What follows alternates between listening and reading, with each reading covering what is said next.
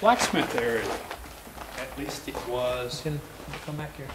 when the railroad was winding downstream. There was less need for blacksmith area, so they used the one here. We'll see one later that was the original blacksmith shop, much bigger. But as things wound down, they didn't have as much requirement for blacksmith work, so they moved it into here, and they actually rented the other one out.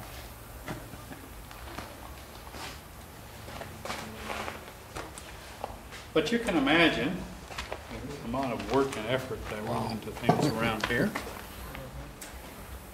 Heat the old iron up, pound it out, form a tool, whatever else you needed. Any guesses as to what this one is?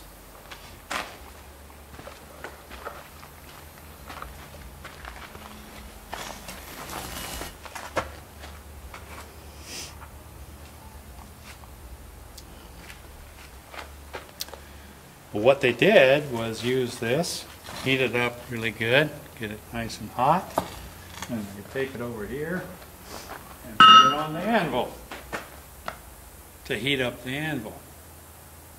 So that when you brought some metal over, the anvil's not sucking all the heat out of it right away. Get this thing heated up. Okay. A unique tool that most people don't know what it is. The other thing they used a lot of in here, of course, somebody came to them and wanted a tool made, they would develop a drawing and then make a pattern of a sheet metal. You can't use paper drawing, so you made a sheet metal drawing, and that would allow you to work the metal down and make the tool.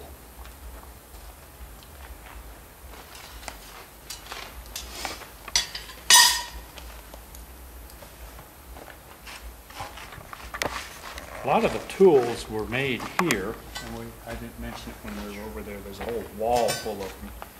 But you couldn't go to the Ace Hardware store and buy a tool, so you had to, most times, end up making one. And most of them, a lot of them you see around here have an end like this. So you could put it on the bolt, and then you could hit it with a hammer. Get you a little extra leverage.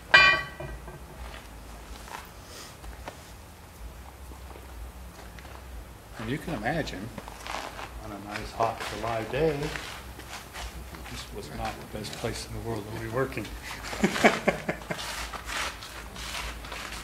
Winter time, great. Yeah. Everybody's in here in winter.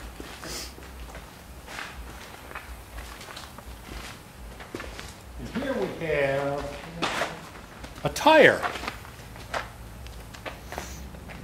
To change a tire on the locomotive is quite a process. But you have to have a steel tire on the cast iron wheel. So the way you would do that is you would machine this so it was about 1/1000th per inch less than the diameter of the wheel, of the hub. And then you take this fire ring, put it around here, and now we have it hooked up to propane. But you light that burner, got a ring of fire around here, heats this up. It expands. As it heats up, it expands. You get it nice and hot, quickly slip it over the hub, Right. let it cool. It's on there. Then when you let it cool, it shrinks back. Well, Not getting so them much. off was a big problem. Yeah, heat them off, to heat them up. Because if you heat it this way, you're going to heat the hub too.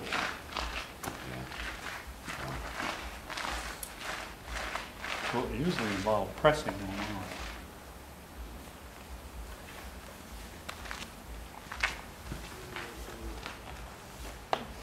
Back over in here, we have you can see a drum in here.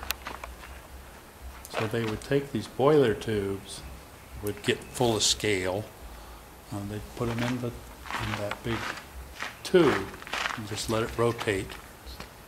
It would knock the scale loose, clean it out. had to be a very noisy process.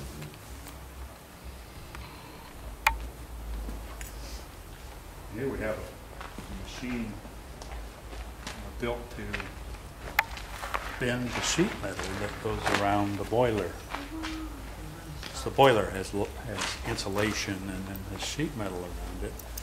We actually use that to make the coverings for number 3.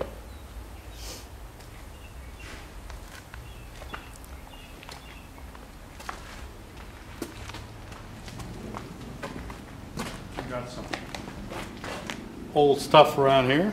An old original lamp, headlamp.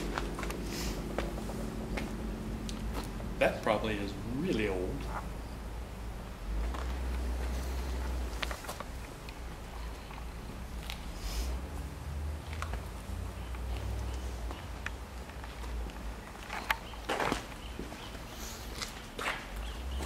Then we have our Hetchy car.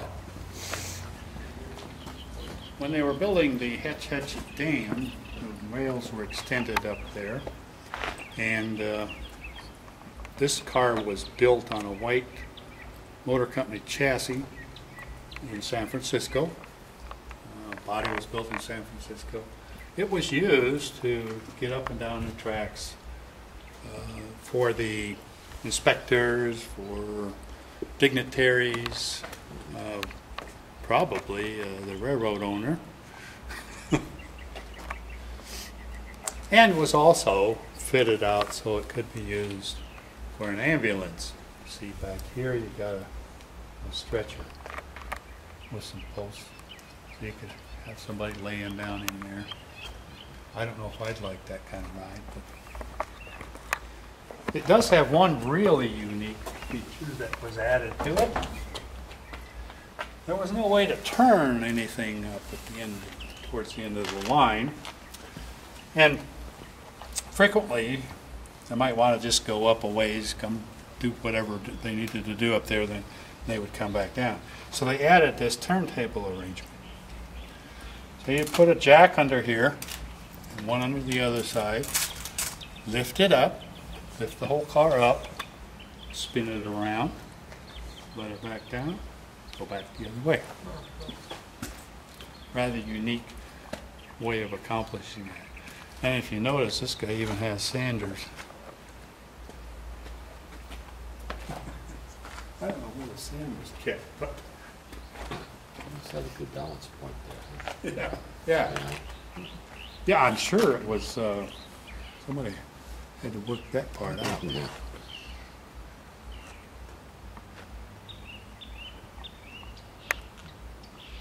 I would think it would be fairly easy to spin the guy around.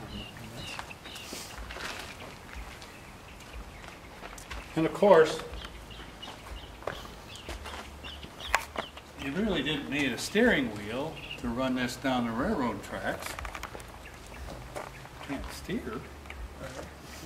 So they converted it. This is the brake. Oh. And it applies the brakes.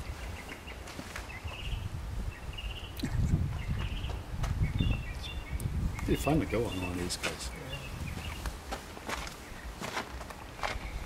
Brakes are permanently on.